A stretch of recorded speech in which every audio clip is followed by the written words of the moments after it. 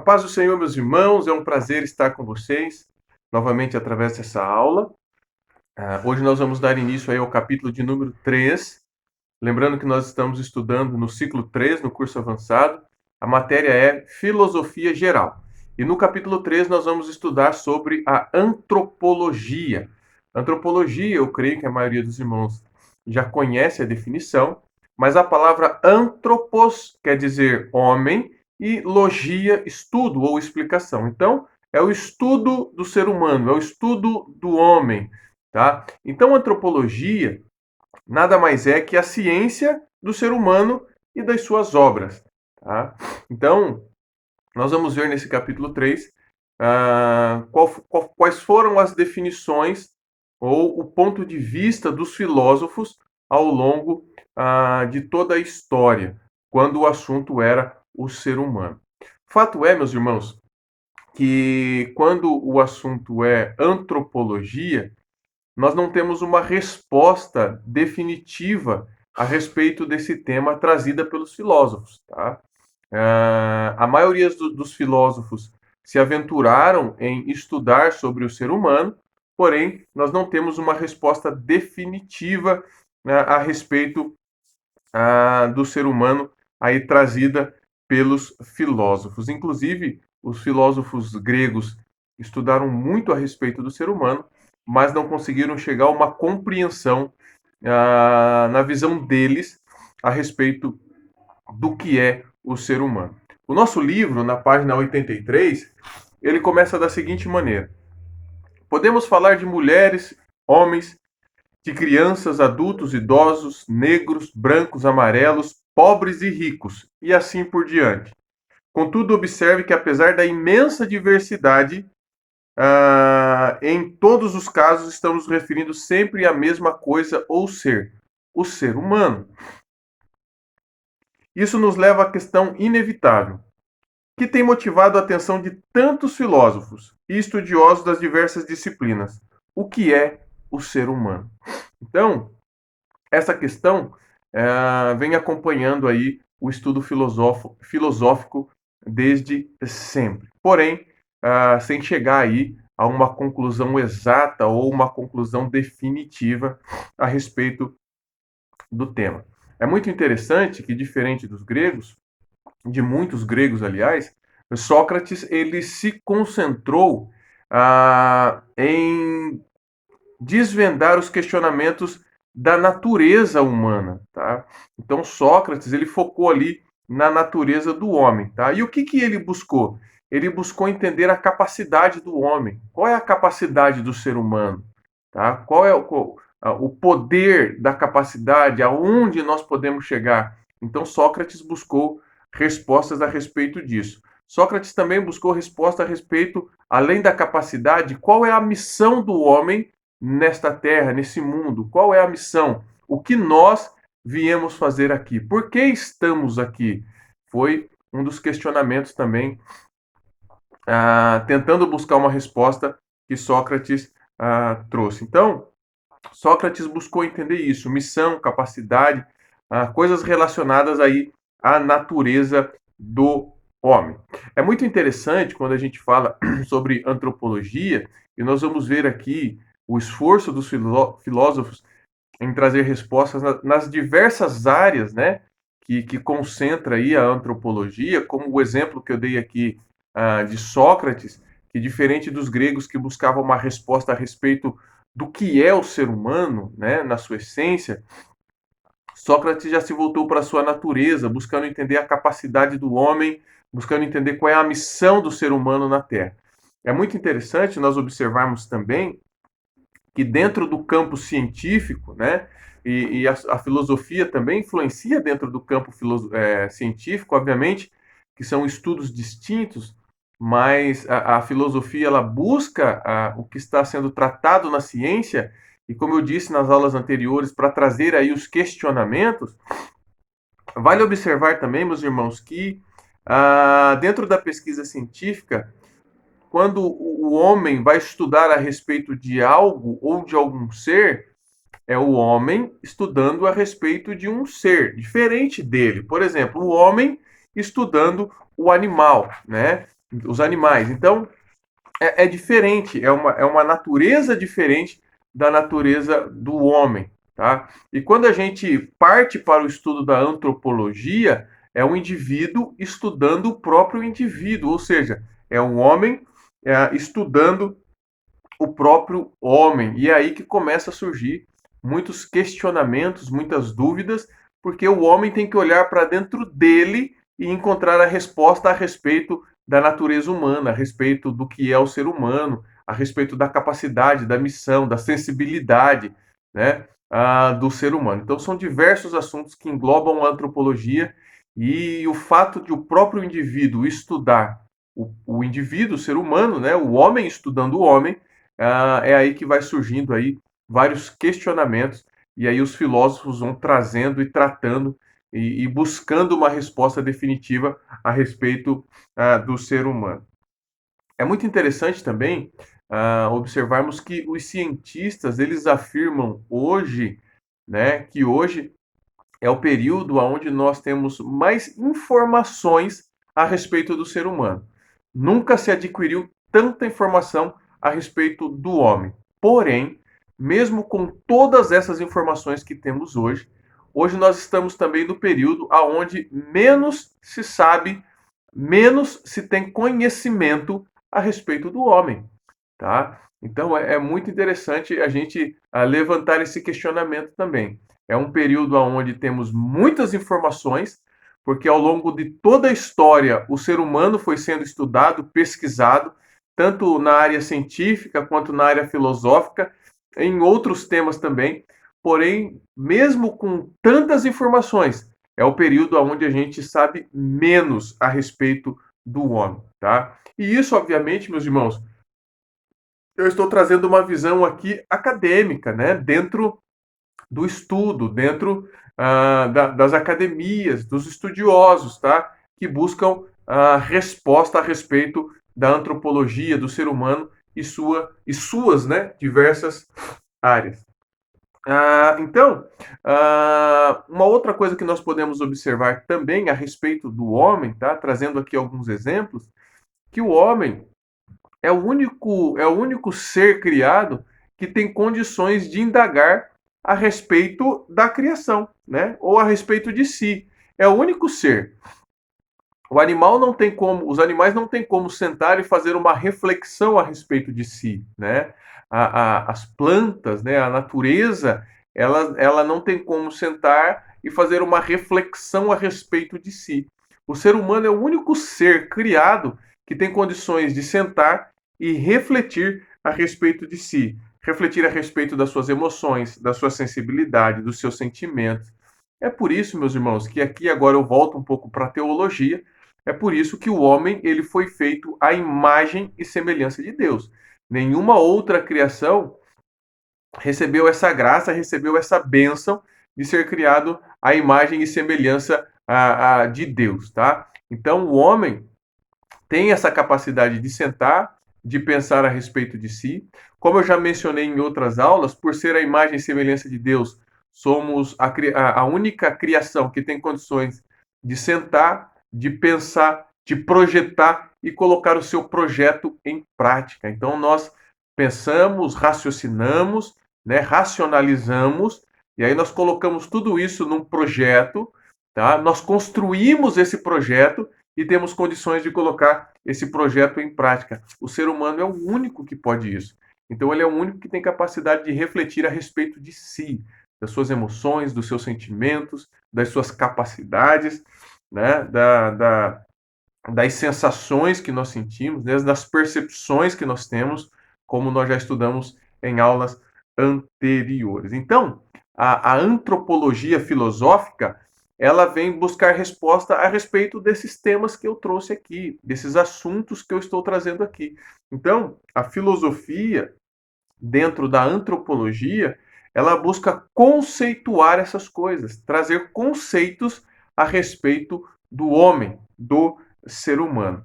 É muito interessante, e eu já mencionei isso, que essa visão que eu estou trazendo aqui é a respeito do estudo filosófico dentro das academias, né?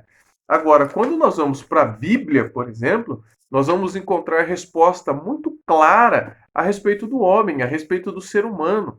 Tá? Se você, por exemplo, ler comigo o capítulo 8 dos Salmos, Salmos de número 8, verso de número 3, vou ler só aqui alguns versos, diz assim: quando vejo os teus céus, obra dos teus dedos, a lua e as estrelas que preparaste. Aqui está falando da criação de Deus a respeito da natureza. Olha o verso 4.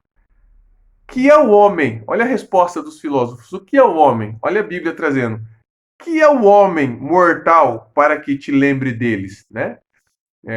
Então está dizendo o seguinte, olha, o que é o homem mortal, ou seja, que Deus criou, né? Que Deus fez. Então a resposta do homem está em Deus, tá? E o filho do homem para que o visites, tá? Então fala aí da comunhão, né? Verso 5. Contudo, pouco menor fizeste do que os anjos, e de glória e de honra o coroaste. Olha aí, está falando da criação. Menor do que os anjos, mas coroou com honra, com glória, e aqui fala a respeito da capacidade do ser humano, da capacidade do homem. Verso 6 diz assim: fazes com que ele tenha domínio sobre as obras das tuas mãos, tudo puseste debaixo dos seus pés. Está falando do homem, né? O homem tem domínio sobre a criação de Deus, né? Por quê? Porque nós somos superiores com relação à criação de todas as coisas. Porque nós somos a imagem e semelhança de Deus, né? Verso de número 7 diz assim: todas as ovelhas e bois, assim como os animais do campo, as aves dos céus e os peixes do mar, tudo o que passa pelas veredas dos mares, o Senhor, Senhor nosso, quão admirável é o teu nome sobre a terra, tá?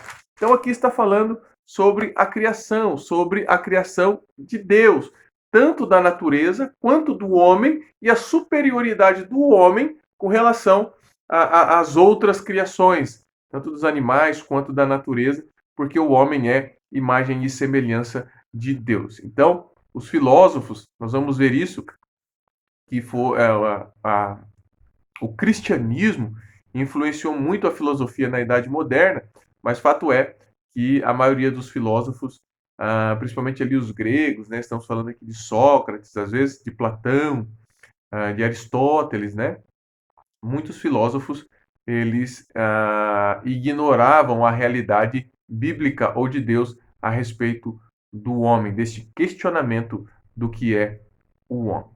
Meus irmãos, partindo aqui agora para a página de número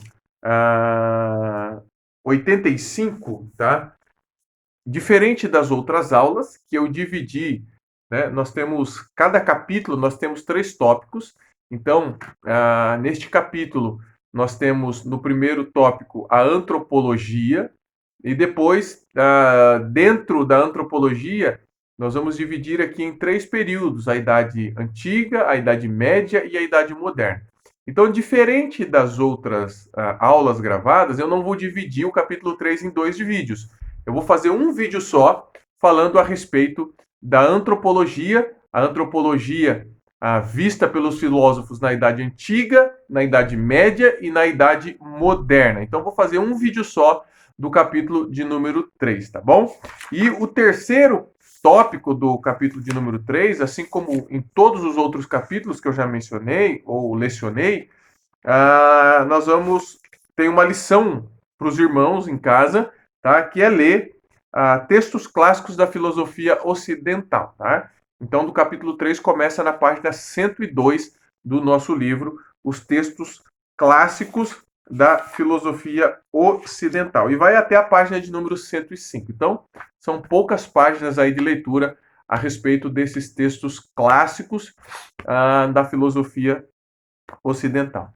Então, depois dessa introdução a respeito de antropologia, né, filosófica, a busca pelo saber do ser humano nas suas diversas áreas, nós vamos falar um pouquinho dos pensamentos filosóficos na Idade Antiga a respeito da antropologia, tá? Então, qual foi o período em que compõem a Idade Antiga, né? Então, toda a história antes de Cristo e vai até os anos 475 ou 476 depois de Cristo, tá? Então, todo esse período ele é classificado como período da Idade Antiga, tá? E dois filósofos que influenciaram bastante nesse período foram Sócrates e também Platão, tá bom? Então foram filósofos aí que influenciaram nesse período da Idade Antiga. Muito conhecido esses dois filósofos. Olha o que diz aqui o livro, na página de número 85, diz assim: no desenrolar do século IV a.C., perdão, do século V a.C., a questão antropológica impõe-se lentamente à questão cosmológica e passa a ser o centro teórico da filosofia grega antiga. É uma descida do céu para a terra. É muito interessante, meus irmãos, que quando nós lemos isso daqui, então o assunto discutido dentro da filosofia, ele saiu do campo da cosmologia, tá? E ele partiu para a questão antropológica, né? O estudo a respeito do homem. Então, eu mencionei aqui que Sócrates e Platão foram filósofos que influenciaram muito nesse período da Idade Antiga. E Sócrates, ele busca abordar a respeito do conhecimento humano, né? Ele busca abordar esse assunto do conhecimento humano. Ele entende que para chegar a um conceito a respeito da antropologia é através do diálogo, tá? O diálogo tem muita força. Por quê? Pois a verdade ela é feita do pensamento. Então, como eu vou buscar resposta a respeito desse tema, antropologia? Através do diálogo. O diálogo ele é muito poderoso. Por quê? Porque o diálogo você está extraindo a verdade do pensamento, feitas pelo pensamento do homem. Então, um conhecimento sábio, um conhecimento concreto, Sócrates entende que é a respeito do diálogo. Então, como discutir personalidade moral, por exemplo, né? Como discutir a moralidade do homem, como agir moralmente, o que é a moralidade do homem, tá? Como conceituar a moralidade, tá? A personalidade moral do homem, através do diálogo, através do pensamento, tá? Porque é daí que se extrai a verdade a respeito dos assuntos. Você vai estudar ética, como estudar a ética, o que é ética, qual é a ética da humanidade, né? Como o ser humano se comporta na sua essência, através da sua sensibilidade, através da sua capacidade, como o ser humano deve se comportar eticamente, como chegar a um conceito a respeito disso, a respeito do diálogo, tá? Porque o poder para conseguir conceituar ou respostas está na mente, no pensamento. E assim nas diversas áreas. Por exemplo, a respeito dos direitos civis, que era algo muito estudado ou questionado pelos filósofos. Quais são os nossos direitos, né? Como nos comportar em sociedade, os direitos civis, como conceituar isso, como colocar isso diante da sociedade. Então, a respeito do pensamento, tá?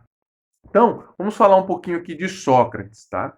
Página 86 do nosso livro diz assim: Sócrates, cuja figura serve de transição entre a filosofia primeira e o período clássico dos gregos, quer conhecer a si mesmo e levar esse conhecimento aos outros. Então, é a busca do conhecimento através do pensamento, do diálogo, tá? A respeito da moralidade, da ética, dos direitos.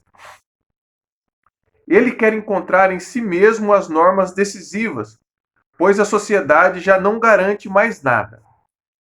Para Sócrates, o único universo conhecido e o qual se referem todas as suas perguntas é o universo do ser humano.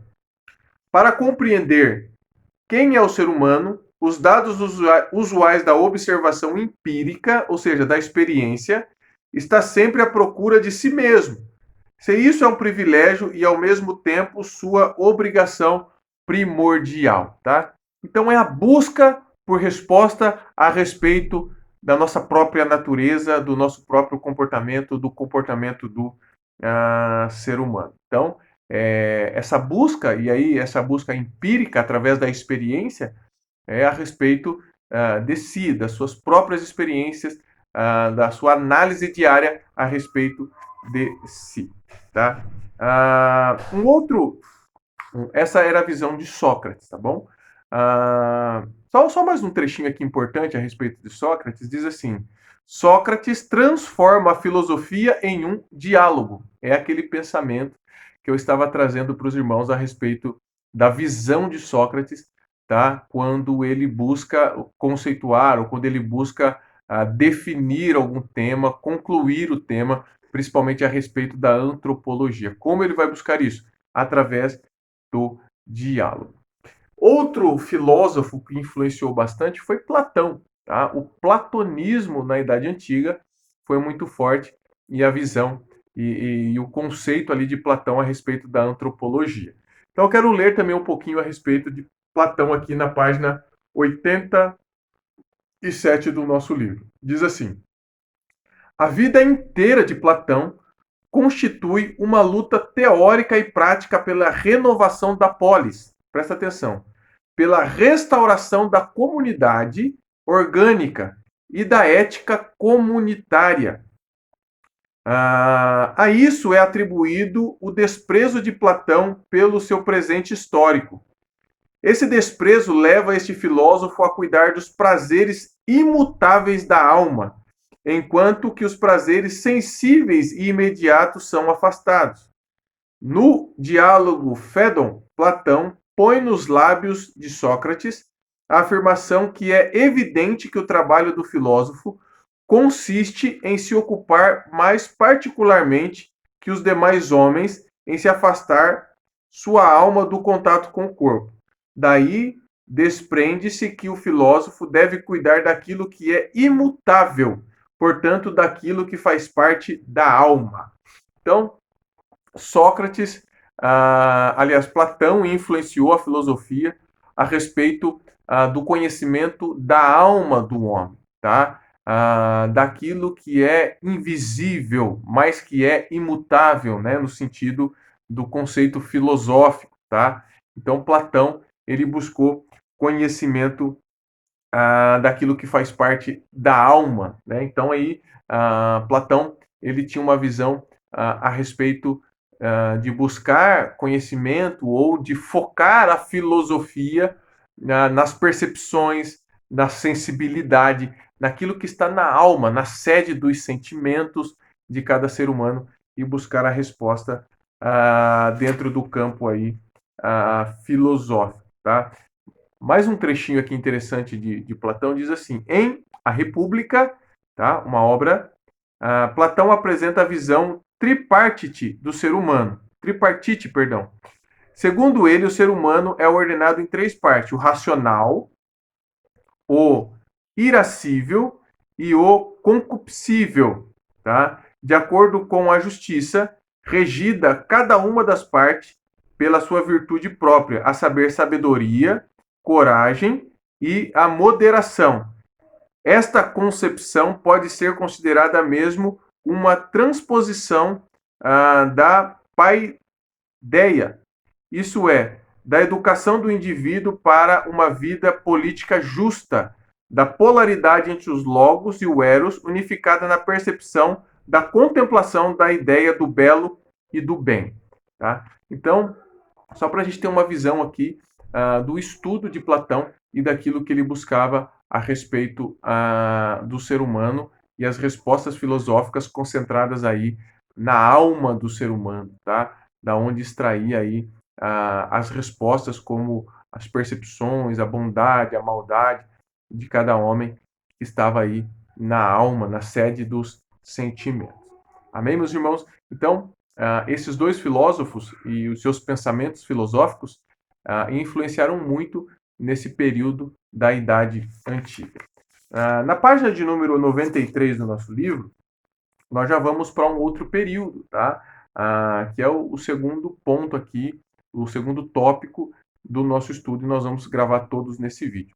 Lembrando, meus irmãos, uma coisa importante, mais uma vez falo, para você compreender o que nós estamos estudando aqui, pontuando alguns trechos do livro a respeito de filosofia, é imprescindível que você leia o livro, senão fica muito difícil a sua compreensão a respeito dos temas que eu estou trazendo. Então, leia o livro, assista as videoaulas, e aí você preenche também a lista de exercícios e posta lá no nosso grupo de WhatsApp, tá bom? Estou repetindo isso em todas as aulas para que a sua compreensão possa ser mais completa a respeito dos assuntos que eu estou trazendo aqui de forma muito resumida e muito compacta, tá bom? Idade Média e Moderna. Então, nós vamos falar agora da Idade Média, tá? Qual é o período da Idade Média? Que vai ali dos anos 476 depois de Cristo até o ano de 1953 depois de Cristo, tá? A Idade Média, ela teve início ali com a queda do Império Romano Ocidental, tá? Então, foi ali que se iniciou o período da Idade Média, tá? E nesse período da Idade Média, é muito interessante estudá-lo, por quê? Porque, principalmente na Europa, a filosofia ela foi muito influenciada pelo cristianismo, tá? É o período onde a filosofia mais sofreu influência aí do cristianismo. Ou os filósofos eram também teólogos que influenciou muito nesse período da Idade Média, tá? Então a filosofia era muito pautada e muito tratada dentro do âmbito também teológico. Então nós vamos ver muitos teólogos se aventurando aí na área da filosofia, influenciando a filosofia, os estudos filosóficos, conceitos filosóficos, busca por sabedoria e resposta dentro da filosofia, influenciada pelo cristianismo, exatamente com aquele pensamento de imagem e semelhança de Deus, tá? Então é a resposta a respeito do que é o ser humano, pautada naquilo que Deus trouxe como resposta do que é o ser humano. Então, nessa idade, nesse período da Idade Média, o cristianismo influenciou muito. Na página 94 do nosso livro, diz assim: no diálogo Alcebiades, Platão, no diálogo Alcebiades, Platão define o ser humano como uma alma que serve de um corpo.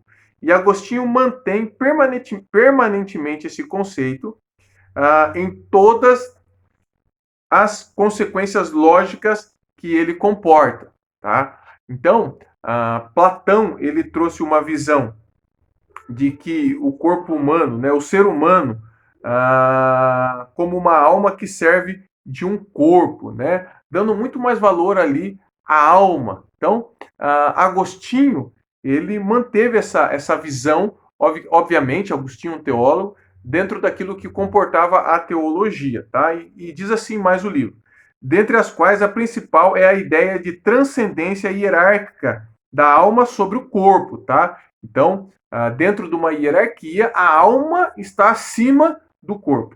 Em sua obra Confissões, é possível perceber claramente esse conceito ao tratar da pessoa de Deus como um ser transcendental. Amém? Eu vou citar um trechinho dessa obra aqui, Confissões de Agostinho, que diz assim: ó Deus, tão alto, tão excelente, tão poderoso, tão onipotente, tão misericordioso e tão justo, tão oculto e tão presente, tão formoso e tão forte, estável e incompreensível, imutável e tudo mudando, nunca novo e nunca antigo, inovando tudo e cavando as ruínas dos soberbos, sem que eles o advirtam, sempre em ação e sempre em repouso, granjeando sem precisão, conduzindo, enchendo e protegendo, criando e nutrindo e aperfeiçoando, buscando ainda que nada vos falte, tá? Um trecho aí da obra Confissões de Agostinho, tá? É interessante nós observarmos também aqui que para o teólogo Agostinho, o ser humano é um ser privilegiado, tá? É um ser privilegiado. Então, dentro do estudo filosófico, teológico de Agostinho, ele trazia esse conceito do privilégio do ser humano. E como eu já mencionei aqui o motivo, tá? Por sermos a imagem e semelhança de Deus, tá? Temos a mesma visão de conceito a respeito da imagem e semelhança de Deus, tá? Assim como a Trindade, por exemplo, né? O Pai, o Filho e o Espírito Santo, três pessoas distintas na mesma natureza, tá? O mesmo Deus. O ser humano também, ele é tríplice, né? Corpo, alma e espírito, tá? A criação do homem foi feita de forma tríplice aí, pensando em corpo, alma e espírito. São associações que nós fazemos a respeito da nossa imagem e semelhança de Deus. Obviamente, meus irmãos, que o ponto auge aqui da imagem e semelhança de Deus é aquilo que nós comentamos quando nós pensamos que o homem tem capacidade de pensar, raciocinar, obviamente, projetar e colocar em prática, avaliar sensações, avaliar os seus sentimentos e entender tudo isso. O ser humano é o único capaz de fazer tal façanha. Pensando aqui em Agostinho, tá? Agostinho estudando sobre a antropologia nesse período da Idade Média, tá? Diz assim: podemos relacionar os tópicos fundamentais da antropologia agostiniana da seguinte forma. Primeiro, qual era o pensamento de Agostinho com relação à antropologia? O ser humano é um ser uno, isto é, não pode haver divisões em sua essência. 2. O ser humano é um ser inerente, aspecto da concepção do tempo com o caminho para a eternidade. Um caminho que se faz e avança no próprio desenrolar da vida humana. O itinerário da humanidade está simbolizado na figura de duas cidades em sua obra Civitate Dei. 3. O ser humano como ser para Deus. O ser humano como ser para Deus. O ser humano é pensado, perdão, irmãos, como um ser para Deus, seja em virtude do caráter dinâmico de sua estrutura na imagem em que a ordenação para Deus aparece, de certa forma, como tinha fundamental da atividade do homem interior segundo o ritmo triádico. Tá? Então, é esse pensamento que eu trouxe aqui a respeito dessa visão de Agostinho, quando ele tratava a antropologia com relação ao homem para com o Criador, a visão do Criador para com a criatura ser humano, quando colocou aí o ser humano em excelência da criação, como uma excelência da criação, como uma criação privilegiada. Por quê? Porque nós somos a imagem e semelhança de Deus, tá bom? Então, o período da Idade Média, depois os irmãos leiam todo o livro, tá? Que vai trazer muito mais informações. Esse período aqui da Idade Média foi muito influenciado pelo cristianismo, tá? E aí eu trouxe aqui alguns exemplos da visão de Agostinho com relação a esse estudo filosófico a respeito da antropologia, tá? Baseado em que o ser humano, né, a virtude do ser humano está na alma, né, numa forma hierárquica, e a alma está acima do corpo, tá? Então o corpo, ele é ali a casa da alma, mas ali as funções maiores, né, ou as funções de condução do ser humano está na alma, tá? Então é por isso que numa condição hierárquica ela está acima, tá? E quando nós pensamos nisso, as respostas a respeito da alma, elas estão em Deus, porque nós somos a imagem e semelhança de Deus, então é Deus que vai trazer essas respostas para o ser humano. E obviamente, meus irmãos, que esses teólogos, né, e também filósofos da Idade Média foram muito influenciados por pensamentos da Idade Antiga, de Sócrates, de Platão, até mesmo de Aristóteles, tá bom? Foram muito influenciados nesse período por esses filósofos. Depois de falarmos da Idade Média, vamos falar um pouquinho aqui também da Idade Moderna, tá? E o período da Idade Moderna é dos anos 1953, obviamente, até os anos de 1789, tá? Olha que interessante aqui que o nosso livro pode trazer para nós. Traz para nós, aliás. Pode não, traz. A época, hoje conhecida como Renascimento, estendeu-se desde o século XIV ao século XVI. Esse período, no campo das ideias, acabou conhecido como humanismo. Devemos deixar claro que aqui o humanismo refere-se ao conjunto de pressupostos que atribui aos seres humanos como uma posição especial no esquema das coisas. É o início das ideias que contrastam com a visão que enfatiza a esfera do sobrenatural, do transcendente, segundo a qual a humanidade depende radicalmente da ordem divina. O humanismo é uma forma de resistência à tendência de tratar a humanidade cientificamente como parte da ordem natural, o mesmo nível de outros organismos vivos. O humanismo discerne nos humanos capacidade e habilidades únicas a serem cultivadas e celebradas por si mesmo. Renasce assim o tema da igualdade do ser humano e acaba de se tornar a principal característica do humanismo. É muito interessante, meus irmãos, que nesse período da Idade Moderna, nesse período que eu mencionei aqui, aquela força ou aquela influência teológica, ela vai perdendo força aqui, tá? Ela vai perdendo força. Então, a visão cristã a respeito da antropologia, ela vai sendo deixada de lado, obviamente que ela vai influenciar muito ainda na Idade Moderna, mas ela vai perdendo força aqui e uma visão mais humanista a respeito do assunto antropologia vai tomando corpo aqui nesse período. Olha só que interessante na página 97 do nosso livro. A influência do cristianismo sobre o pensamento filosófico vai perdendo paulatinamente o seu poder. É a transição da Idade Média para os tempos modernos. A partir do século XV, então, tem início a compreensão da antropologia como uma disciplina propriamente dita, tá? Então, sai do campo da teologia, ela se desvencilha, assim, daquele conceito que eu trouxe, né? Da filosofia junto com a teologia. Então, a teologia é deixada de lado e a filosofia vai tomando aqui o seu próprio rumo e caminho como uma disciplina na Idade Moderna.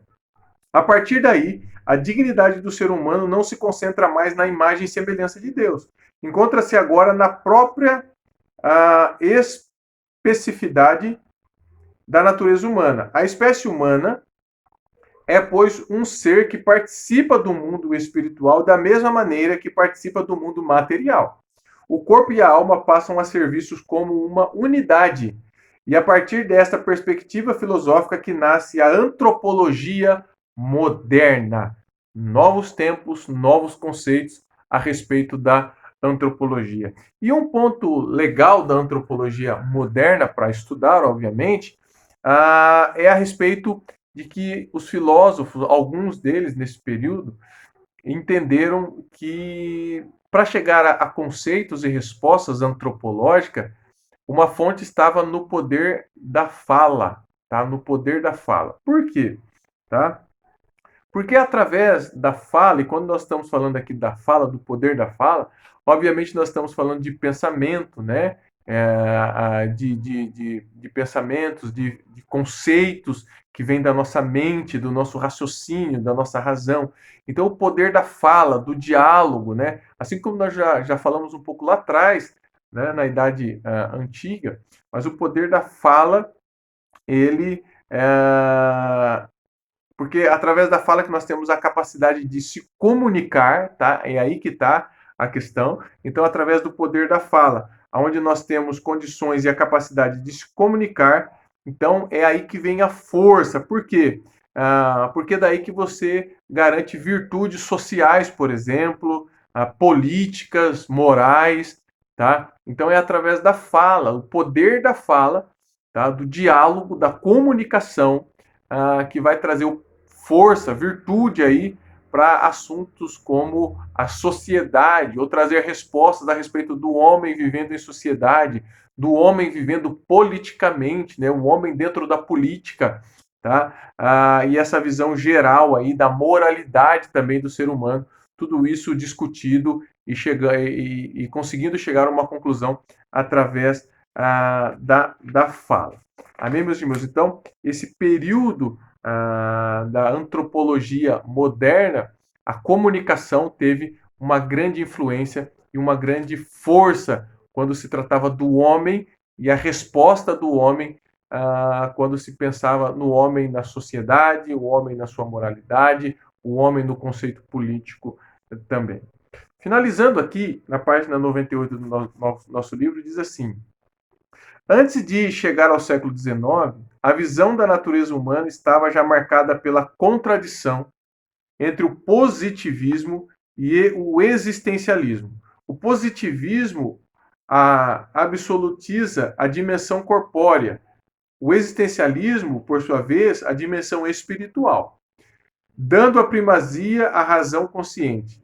Dessa razão deduz a liberdade absoluta para a autodeterminação do indivíduo. Infelizmente, a solução dessas contradições parece permanecer ainda uma tarefa a ser resolvida pela atual filosofia, os tempos atuais. A reflexão cristã sobre o gênero humano pode dar uma valiosa ajuda em todas as suas dimensões. Tá? Então, nós estamos vendo aí que o positivismo, o existencialismo, né, que são buscas, respostas a respeito da natureza humana, até nos tempos atuais, tá? Nós estamos buscando respostas aí quando nós falamos da natureza do homem, dos conceitos a respeito da natureza do homem.